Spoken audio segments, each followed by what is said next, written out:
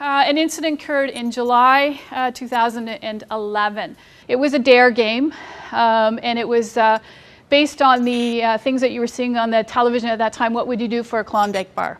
So, what would you do for a Klondike bar? Well, I would lick the inside of a porta potty. I would kiss a counselor's toe. I would spit in somebody's belly button. Those were the kinds of activities. It involved five counselors, counselors who had been with us for a number of years and had had great success with us as counselors. So our immediate response was, of course, that we removed the staff from the camp. We removed all DARE games. Certainly we did a letter home to campers explaining the incident. We did a debriefing session at the camp itself with the kids the next day.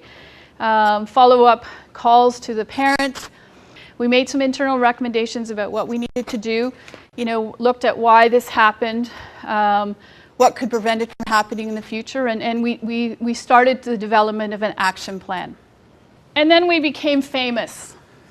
And this was the headline on November 3rd. So the incident happened in July, and we were a bit taken back on November 3rd that we were in the Toronto Star front page. Do you know what your kids did last summer?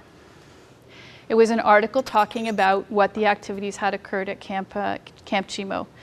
And then you'll see there was a series of articles that followed after. We couldn't seem to get out of the media for a little bit of time. It leads you to think that we were totally broken. We weren't. We were running over 8,000 children through camp on an annual basis. I think we're up to almost 9,000 right now on an annual basis. We had great feedback on our camps. We had high retention ratio on our camps. But something happened, and we needed to address it. We couldn't, say, okay, that was just an incident, and we'll move forward. The concerns that parents raised were that, we weren't creating a safe environment. There was a perception of peer pressure as well. So we felt that, again, High Five addresses that through Program Development of Healthy Child Development. Well, certainly we knew that High Five was a nationally recognized program. And that was important for us moving forward. The role that High Five played in our system was that we embedded it in our hiring practices. We certainly in our training was well embedded, fully embedded into all program development. They can only use approved program plans. Part-time staff, I think, were a little bit challenged by this, feeling a little bit boxed in. They just couldn't. I thought of a game. But we felt that was probably our biggest challenge in why what do you do for a Klondike bar happened, why the incident happened. Staff were looking for something different to do. Staff pulled it off, when we interviewed our counselors that had been involved. We kind of got finished the one activity. We were looking for something else to do. This was the result.